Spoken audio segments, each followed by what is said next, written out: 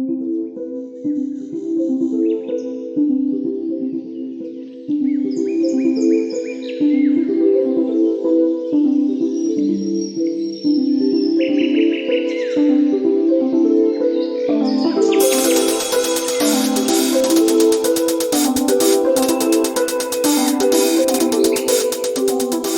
and welcome to the White Witch podcast with me, Carly. I'm sorry to say I don't have a book review for today for the simple reason that recent books I've read haven't been good enough for me to say I would happily recommend you should buy them. I am reading a book right now though that I'm confident will make it onto our next episode for review. So I know I said this week would be a bit lighter, but I'm backtracking now, if that's okay.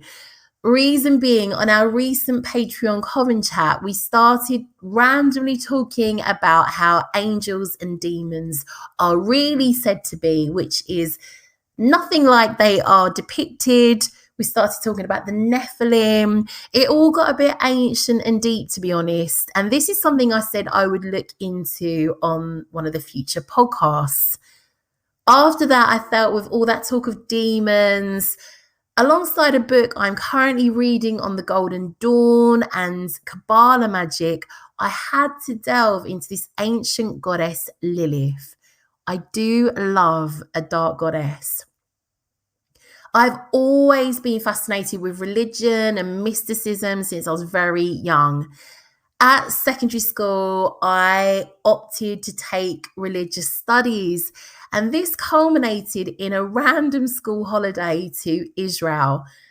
I honestly have no idea how back in the 90s, my rowdy secondary school figured it would be a good idea to take a group of xxxx, myself being one of the worst, from my all-girls school to such a holy country, but it happened.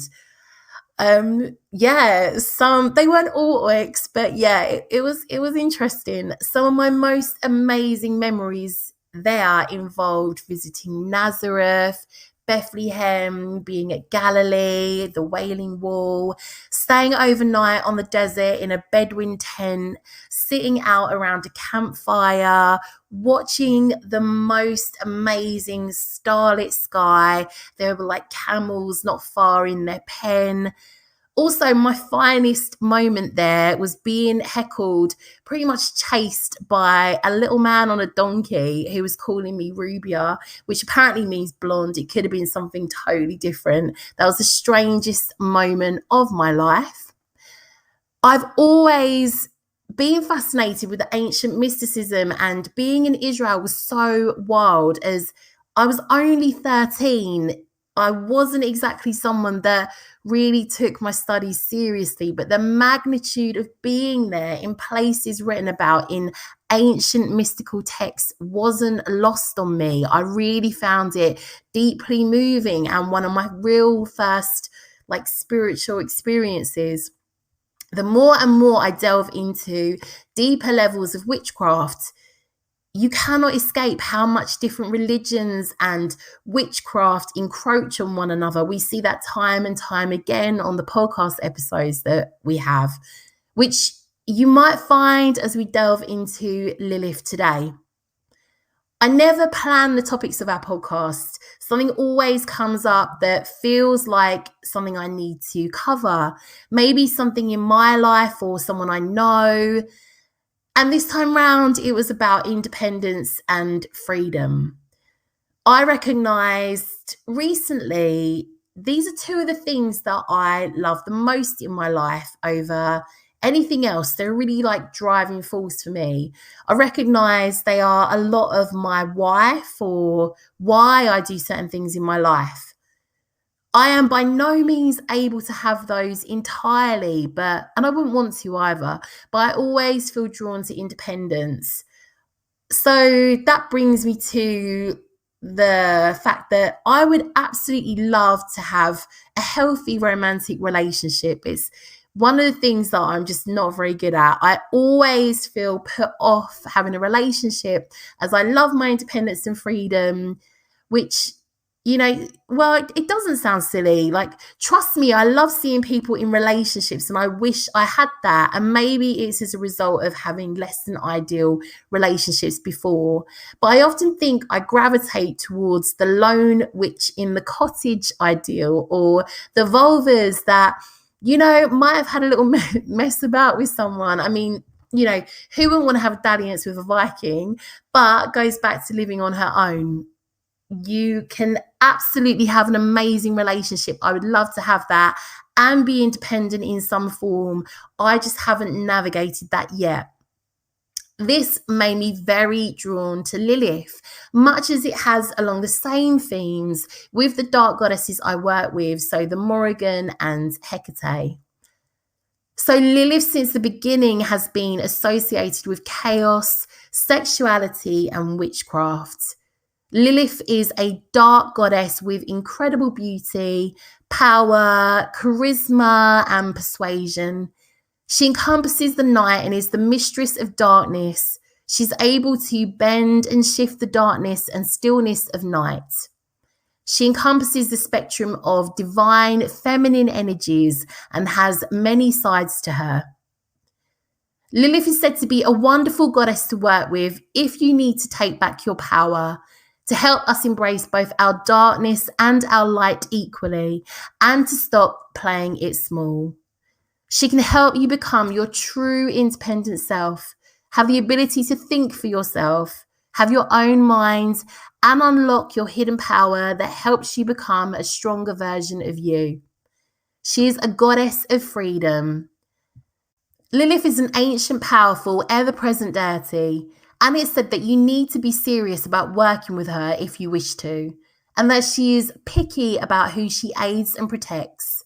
But once you are considered her daughter or son, she will take you under her wing and be protective and nurturing. Lilith is a woman who owned her power and bucked society's standards, yet was demonized and distorted. She's said to be a deity to work with who isn't for the faint-hearted, that you should get to know her intimately before you attempt to work with her or invoke her power, as her energy is particularly strong and often unpredictable. She has a mysterious, dangerous side, but she is also motherly, protective, and sits neither within specifically the light or the dark. She is the night and the day, life and death, the darkness and the light, and rage and love. Somewhat shrouded in mystery, much is known of her, and in some senses, little at all. She is seen as a goddess, but also has been viewed as a demon or succubus. Lilith is the female demon associated with storms, believed to be the bringer of misfortune and death. The figure of Lilith initially appears in a set of demons and spirits linked to the wind and the storm, as is the case in the Sumerian religiosity of Lilith around 3000 BC. Her name originates from the ancient Syrian and Babylonian names Lili and Lilichu, which translates to wind spirit or female demon. Long before she was seen as Adam's first wife, she can be traced back as far as the shamanic periods all around the globe as a female primeval feminine demon. The female demon archetype can be seen as the personification of everything dangerous and unknown to early humans, including darkness, unknown territory and lands, unknown wild animals, unknown other tribes, and even unknown technology and knowledge. Anything unknown before it manifests into order can be said to exist in the womb of the female demon Lilith archetype. In essence, she is chaos itself, and chaos predates and is the origin of existence and the perceived order within it as we know it. Since every magical tradition that is preserved today is a derivation of the shamanic era tribal cultures, almost every magical tradition has some form of worship of the female demon Lilith archetype. The earliest known female demon in a civilization, however, can be traced back to ancient Sumeria, which, according to historians, is the cradle of human civilization in the epics of Gilgamesh. So I know we've talked about this briefly before and I had to remind myself, but the Epic of Gilgamesh is an epic poem from ancient Mesopotamia, regarded as the earliest surviving notable literature and the second oldest religious text after the pyramid texts. During this period, much like the shamanic period, all diseases and destruction were attributed to the work of evil and malevolent spirits. One such spirit was Lilith. According to legend, the goddess Inanna found a sacred hulapu tree by the river Euphrates. The goddess fancied furniture made of wood, and so she brought it back to Uruk with her, planted it in the courtyard, and tended to it for over 10 years. Unfortunately, though, the tree was already withering due to invasion by malevolent spirits. A giant serpent had built its lair among the roots of the tree, while the Anzu bird, which is a kind of monster in Mesopotamian religions, had built its nest at the crown of the tree. In the center, the female demon Lilith had made her house. This was conceived as a metaphor for all three realms. And I know we've discussed this a lot in recent episodes. So the underworld, our world, and heaven being infested by malevolent spirits. Inanna then sought the help of Gilgamesh, who with his bronze axe slayed the serpent and scared away both the Anzu bird and Lilith. Lilith fled off into the wilderness and disappeared, and she was known to dwell there ever since. Gilgamesh can be then seen as the harbinger of order and structure in ancient Sumeria from this story. This is said to be really important because if you put yourself in the shoes of a denizen of ancient Sumeria, it is easy to see why structure and order becomes very important. And we take the structure and order in our modern world and life for granted. Being one of the earliest civilizations that built cities and the very concept of order being new, as opposed to wildernesses that surrounded their cities, the bringer of order would then have been heroic and godlike beyond belief.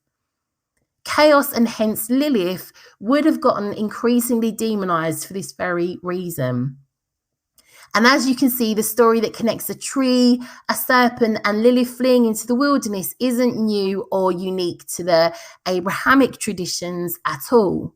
In post-Sumerian Babylonian culture, with the Akkadian literature too, Lilith appears, though both in masculine and feminine forms. Here, Lilu is the masculine form, while Lilichu and Lili is the feminine. She's also depicted with the hands of Inanna. As the hand of Inanna, Lilith was notorious for bringing men from the street and fields of war to Inanna's temple for holy sexual rites, in which the intention was to civilize the people. The sacred sexual customs were in fact considered the greatest gift of Inanna. Lilith is also associated with Ereshkigal, also known as Akala and Alatu, who is the Mesopotamian queen of the dead who rules the underworld. Her name translates as Queen of the Great Below or Lady of the Great Place. She was responsible for both keeping the dead within her realm and preventing the living from entering and learning the truth of the afterlife. Lilith appears heavily in Jewish mythology, yet her power and presence, of course, stem much further back than here. In many Hebrew sources, she is seen as a night hag or demon, and her name in Hebrew is synonymous with night monster or screech owl. In medieval Jewish law, the alphabet of Sirach, Lilith is biblical Adam's first wife before Eve.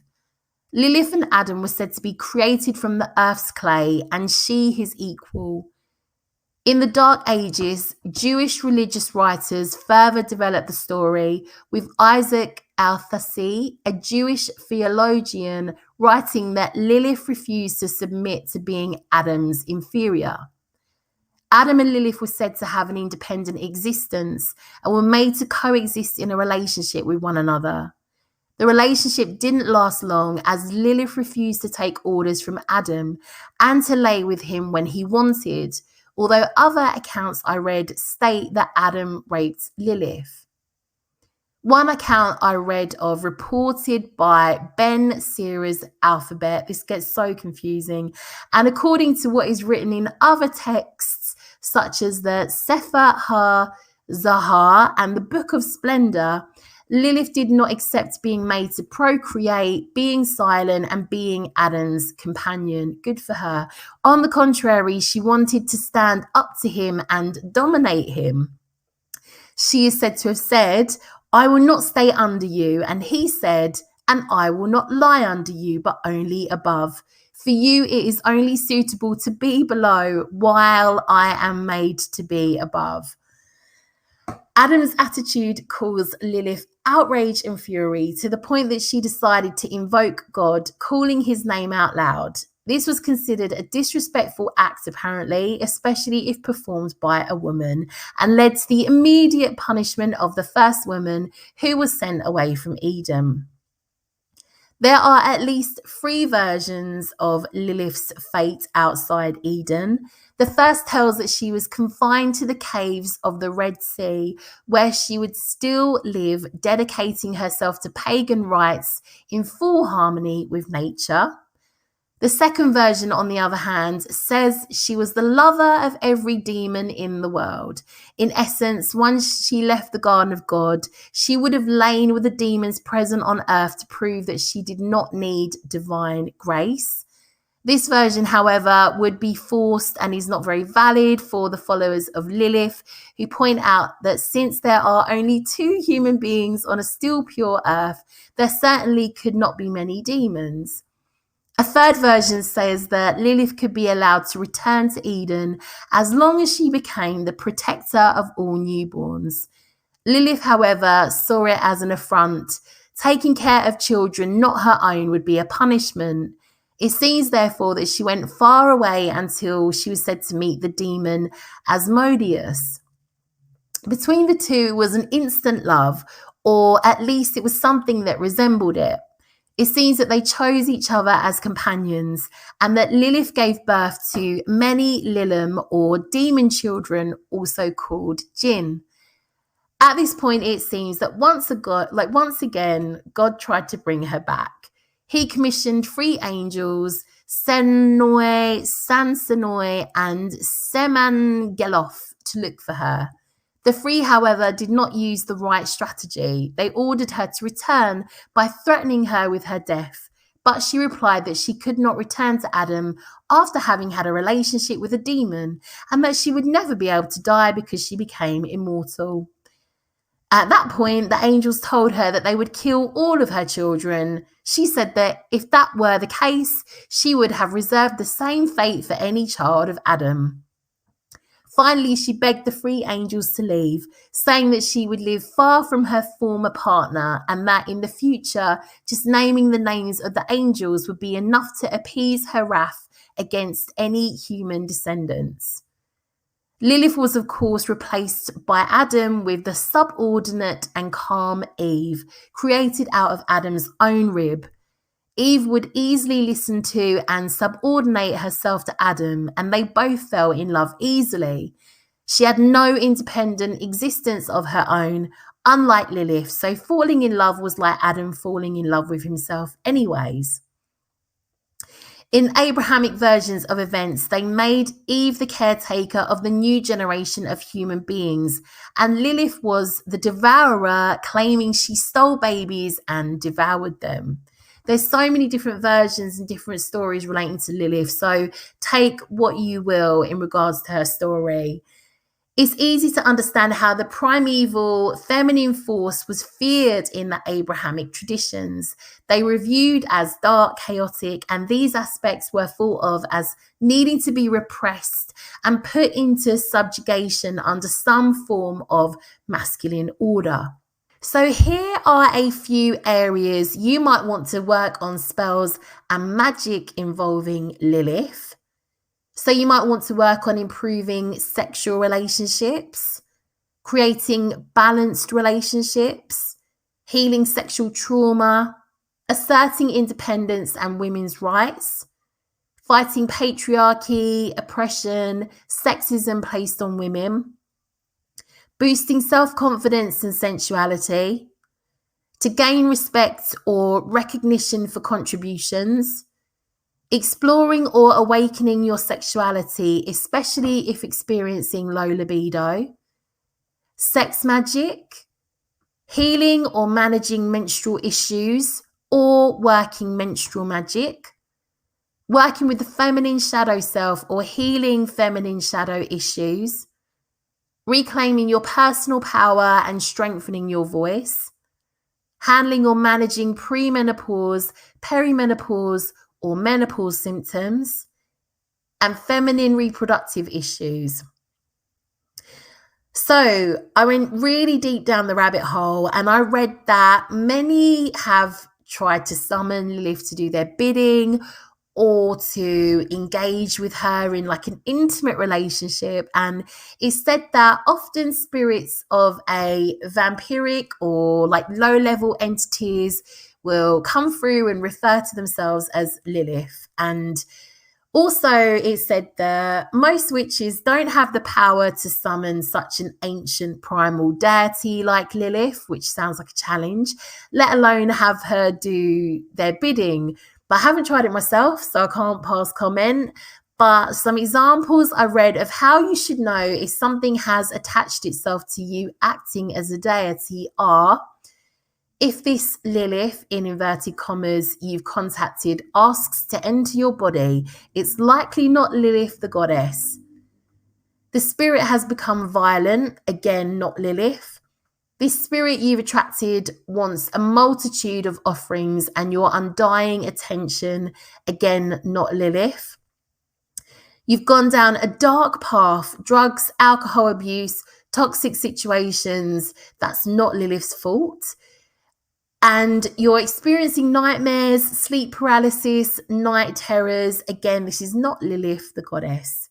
It's said that if you do work with Lilith as a divine deity rather than a demon or vampiric spirit, you will know it's her in your presence in the following ways. She respects your body as your own sacred space. The real Lilith doesn't need offering after offering every single day beyond what you can and want to give. She will teach you important and sometimes painful lessons without causing you this pain. So, hello, shadow work.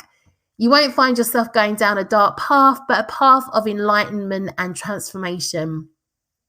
Nightmares and sleep paralysis do not come in conjunction with visions or dreams of Lilith. And lastly, she'll never be violent towards you. So it's worth me saying I would never want to summon what I wouldn't know how to banish. But should you ever find yourself dealing with a lower level spirit haunting your life, you might want to do a banishing. So a full cleansing of your home and self, then place some powerful wards around your property and perhaps enchanting an item you wear for protection. It said that you should also consider anything negative that's in your life that could be feeding this spirit too. So I came across a lot in regards to demons working on this episode and discovered Lilith's N. So a demon's N is a chant or a mantra that is said to be powerful and apparently used by some who work with Lilith. Ns are sentences in an unknown demonic language of invitation, admiration, or requests for protection for particular demons. No one's out here inviting you to summon demons. Don't come for me, lol. But I did think that was quite interesting. And Lilith's N is apparently Renich Vyasa Avaj Lilith Lirak. And we all know that there's no way that I will successfully summon her because I can never pronounce anything correctly. So some ways to build a relationship with Lilith. So you can read up on Lilith in many books on Jewish folklore through to Babylonian archaeology through to the Epic of Gilgamesh. You might want to place her sigils on your altar. Her sigil can be used as a starting point if you've never connected to her before, but it's said that sooner or later, she will most likely reveal to you unique ways to connect to her, including presenting unique sigils to you. So this was quite interesting in general. So I read that sigils of deities can be used in the following ways. So you might want to meditate on it directly by placing it in front of you to build a long-term resonance with it. You might want to use the sigil for elaborate summoning or invocation rituals. So looking at it and getting into a state of trance using an appropriate method. Also, using prayers and mantras to charge and activate the sigil. So on your altar, you might wish to use the colours black and red, mirrors and plants, her name or symbol or sigils, images of her, also the symbols of the owl, the Hamza or hands in general, stars or images of outer space due to the night sky being her domain, art made in her honor. She was a popular muse of Michelangelo and Dante Gabriel Rossetti. Also images of dogs, snakes, and dragons. Lilith is said to have a love for mirrors, and an old superstition is of women who looked into the mirror for too long, becoming possessed by Lilith's spirit. But don't let this old legend faze you. However, mirror scrying is a great way to connect with Lilith. You might want to dedicate a mirror for scrying and to communicate with her. Lilith's known as a spirit of the wind, so you might want to work with the air element in your practice as a way to harness her wild energy.